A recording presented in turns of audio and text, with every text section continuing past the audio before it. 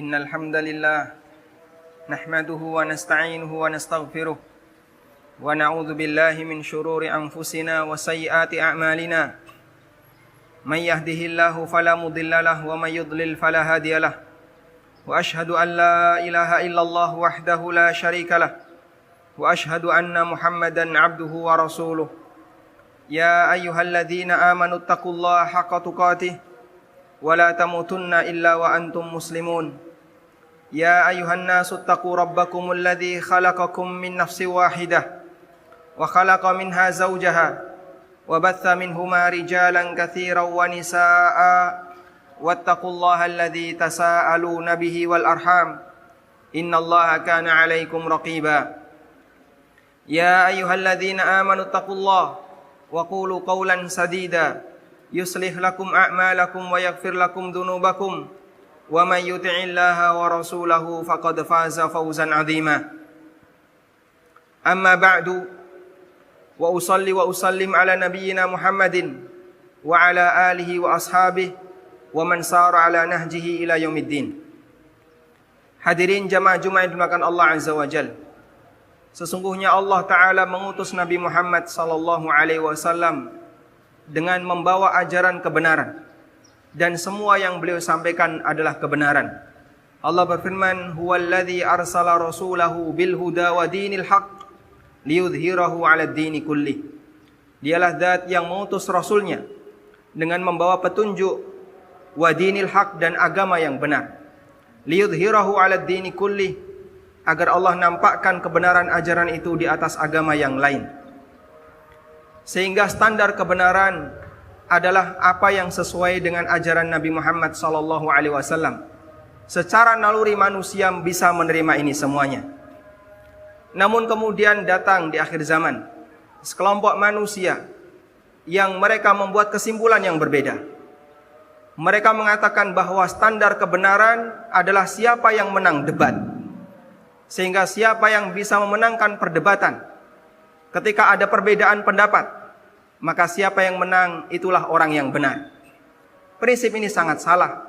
Di zaman Imam Malik rahimahullah, diceritakan oleh Imam Al-Ajuri dalam kitabnya Asy-Syari'ah. Suatu ketika pada saat Imam Malik keluar dari masjid, lalu dikejar oleh orang yang berpaham Murji'ah.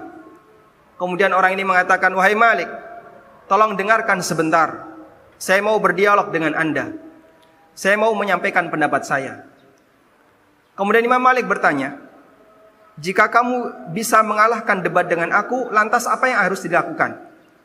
Kata orang ini, "Jika aku bisa mengalahkan Anda dalam debat, maka Anda harus ikut saya." Karena berarti menurut orang ini, menang debat adalah orang yang berada di atas kebenaran. Kemudian Imam Malik kembali bertanya, "Lalu jika ada orang lain yang berdebat dengan kita berdua, kemudian orang ketiga itu menang, bisa mengalahkan debat dengan kita berdua, apa yang harus kita lakukan?" Jawab orang ini, "Kita akan mengikuti dia." Kemudian Imam Malik bin Anas rahimahullah mengatakan, "Ya Abdullah, ba'athallahu azza wa jalla Muhammadan sallallahu alaihi wasallam bidinin wahid." Wahai fulan, wahai Abdullah, Allah mengutus Nabi Muhammad sallallahu alaihi wasallam dengan membawa satu prinsip kebenaran. Wa araka tantakilu min dinin ila akhar. Dan menurutku kamu ini suka berpindah-pindah dari satu pendapat ke pendapat yang lain. Kemudian Imam Malik membawakan keterangan yang disampaikan oleh Khalifah Umar ibn Abdul Aziz rahimahullah. Qala Umar ibn Abdul Aziz, "Man ja'ala dinahu ghardan lil khusumat aktsarat tanaqqul." Siapa yang menjadikan agama sebagai objek perdebatan, maka bisa dipastikan dia akan sering berpindah dari satu pendapat ke pendapat yang lain. Bahkan sampai ada orang yang punya pandangan kebenaran itu aslinya tidak ada. Kebenaran hanyalah kesalahan yang tertunda. Sehingga saat ini dia menang debat merasa benar, nanti akan ada orang yang ketiga mengalahkan dia, kemudian dia menang. Lalu dia dianggap benar. Nanti ada orang yang keempat debat lagi menang, kemudian dia dianggap benar. Terus kapan kebenaran itu ada? Makanya jamaah dimuliakan Allah Subhanahu wa taala, standar kebenaran bukanlah bagaimana orang itu bisa menang debat, bisa menyampaikan alasan, tapi kebenaran adalah apa yang sesuai dengan ajaran Nabi sallallahu alaihi wasallam. perdebatan dan menang debat itu hanya masalah kepandaian dia dalam menyampaikan pendapatnya, kepandaian dia dalam menyampaikan alasannya, dan belum tentu dia di posisi yang benar. Allah Subhanahu wa taala bercerita di surat Shad, menceritakan Nabi Daud alaihi salatu wassalam yang beliau menjadi imam, beliau menjadi raja dan sekaligus menjadi hakim. Allah Subhanahu wa taala berfirman, "Wa hal ataka naba'ul khasmi id tasawwarul mihrab." Apakah telah sampai kepadamu kisah tentang orang yang berdebat ketika dia naik ke tempat ibadahnya Nabi Daud alaihi salatu wassalam? Iddakhalu ala Dawud fafazi'a minhum. Ketika mereka menemui Nabi Daud, lalu Nabi Daud tak kaget karena dua orang ini datang tanpa pamit, tanpa minta izin. Fafazi'a minhum, Nabi Daud kaget dengan keberadaan mereka. Qalu, mereka mengatakan, la takhaf, wahai Nabi Daud jangan takut. Khasmani bagha ba'duna ala ba'din fahkum bainana bil haqqi wa la tushtit wahdina ila sawa'is sirat. Ini adalah dua orang yang sedang sengketa. Satu antara yang lain mereka berdebat, memperebutkan sesuatu. Maka adililah di antara kami dan jangan menyimpang, berikan petunjuk kepada kami ke jalan yang lurus. Lalu salah satu dari mereka berbicara di depan Nabi Daud alaihi salatu wassalam. Inna hadha akhi lahu tis'un wa tis'una na'jatan wa liya na'jatun wahidah. Faqala akfilniha wa azzani fil khitab. Ini adalah saudaraku. Dia punya 99 ekor kambing. Sementara aku hanya memiliki seekor kambing. Faqala akfilniha. Lalu saudaraku ini mengatakan, coba yang satu ekor ini biar saya saja yang merawat, biar jadi genap 100. Lalu orang ini mengatakan, wa'azzani fil khitab, dia mengalahkan aku dalam debat. Sekarang kita akan coba lihat bagaimana keputusan Nabi Daud alaihi salatu wassalam. Di lanjutan ayat, Allah Subhanahu wa taala menceritakan, qala laqad zalamaka bisu'ali na'jatika ila ni'aji wa inna minal khulata'i wa inna katsiran minal khulata'i la yabghi ba'duhum ala ba'din illa alladhina amanu wa 'amilus shalihat. Nabi Daud mengatakan, wahai kamu telah mendolimi saudaramu dengan minta kambingnya. Padahal kamu sudah punya banyak. Sehingga meskipun kamu menang debat, tapi menang debat belum tentu berada di atas kebenaran. Sehingga Allah Subhanahu wa taala contohkan perdebatan yang terjadi di antara sama manusia. Menang dan kalah itu bukan penentu kebenaran. Menang dan kalah dalam debat itu hanya masalah kapan dia pintar bicara dan kapan dia pintar menyampaikan alasan. Ada sebagian orang yang dikasih kelebihan oleh Allah Subhanahu wa taala seperti itu sehingga dia bisa memenangkan debat, tapi sekali lagi ini bukanlah standar kebenaran. Demikian sebagai khutbah yang pertama, semoga bermanfaat. Aqulu qauli hadza wa astaghfirullah.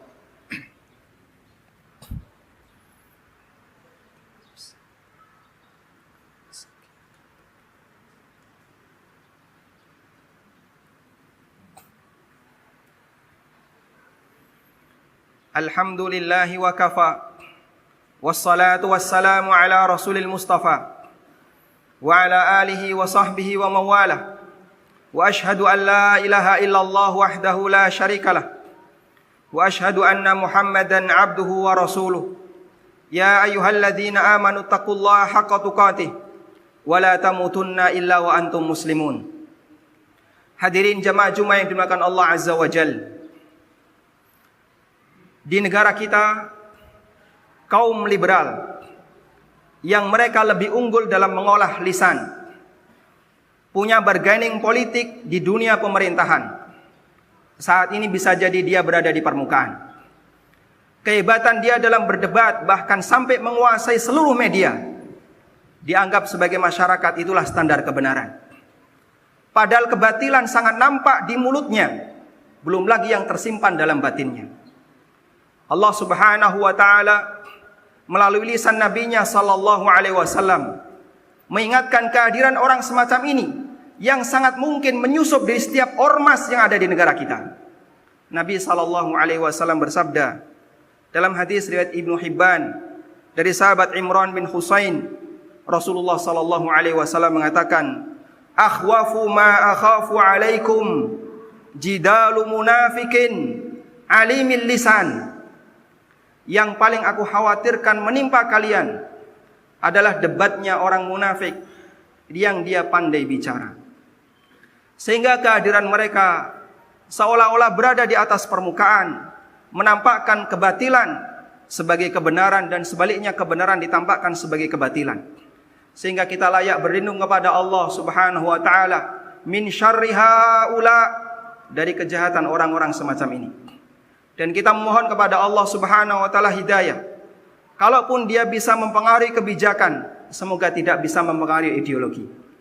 Sehingga bisa saja mereka unggul di dunia politik, tapi alhamdulillah ketika Allah Subhanahu wa taala berikan kepada kaum muslimin pelindungan dalam hatinya, sehingga mereka tetap teguh di atas kebenaran, kebijakan belum tentu bisa mempengaruhi ideologi seseorang. Kita mohon kepada Allah Subhanahu wa taala hidayah.